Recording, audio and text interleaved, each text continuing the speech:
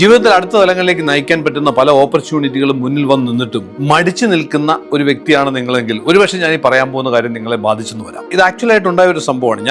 എൻ്റെ ഒരു സുഹൃത്തിന്റെ വീട്ടിൽ പോകുന്നു. അവിടെ ഞങ്ങൾ സംസാരിക്കുന്നു. ആ സമയത്ത് സ്റ്റെയർ കേസിന്റെ താഴെയായിട്ട് ഒരു മനോഹരമായിട്ടുള്ള നായ അവിടെ കിടപ്പുണ്ട്. അപ്പൊ അതിങ്ങനെ കിടക്കുന്നത് മാത്രമല്ല, അത് ഒരു പ്രത്യേക തരത്തിലുള്ള ശബ്ദം പുറപ്പെടുവിക്കുന്നുണ്ട്. ഒരു ചെറിയ ശബ്ദം, ഇങ്ങനെ ഒരു ചെറിയ ശബ്ദം പുറപ്പെടുവിക്കുന്നുണ്ട്. ഇത് ഞാൻ ഏകദേശം ഒരു 45 മിനിറ്റോളം ഞങ്ങൾ തമ്മിൽ സംസാരിച്ചിരുന്നു. ഈ ഫുൾ ടൈം ഈ നായ ഈ എന്നുള്ള ശബ്ദം പുറപ്പെടുവിക്കുന്നുണ്ട്. കുരയ്ക്കല്ല, ഒരു തരം ശബ്ദം. കുറച്ചു നേരം കഴിയുമ്പോൾ കൗതുകമായി എനിക്ക്. ഞാനപ്പോൾ എന്റെ സുഹൃത്തിനോട് ചോദിച്ചത്, എന്താണ് ഈ ഇങ്ങനെ കരച്ചോണ്ടിരിക്കുന്നത്, കരച്ചിൽ പോലാണല്ലോ. അപ്പൊ എന്റെ സുഹൃത്ത് പറഞ്ഞു, ആക്ച്വലി അതൊരു ആണിയുടെ മുകളിലാണ് ഇരിക്കുന്നതെന്ന്. ചോദിച്ചാൽ ആണിയുടെ മുകളിൽ എങ്കിൽ പിന്നെ അതിന് എണീറ്റ് പോയിക്കൂടെ? അല്ല, അതിന് മാത്രമുള്ള വേദനയില്ല, അതുകൊണ്ടാണ് അവിടെ ഇരിക്കുന്നതെന്ന്. ശരിക്കും ആലോചിച്ച് നോക്കിയാൽ ഒരുപക്ഷെ നിങ്ങളും ഇരിക്കുന്ന ഇതുപോലെ ആണിയുടെ മുകളിലായിരിക്കും. വേദന ഉണ്ടോന്ന് ചെറിയ വേദനയുണ്ട്, എന്നാൽ അങ്ങോട്ട് എണീറ്റ് പോകാനുള്ള വേദന ഇല്ലതാണ്. അവിടെയും ഈ ഒരു മുരൾച്ച കേട്ടെന്ന് വരാം. ഈ മുരൾച്ചയുടെ ശബ്ദം വ്യത്യസ്തം ഉണ്ടാവാം, അല്ലെങ്കിൽ സ്വരം വ്യത്യാസമായിരിക്കാം.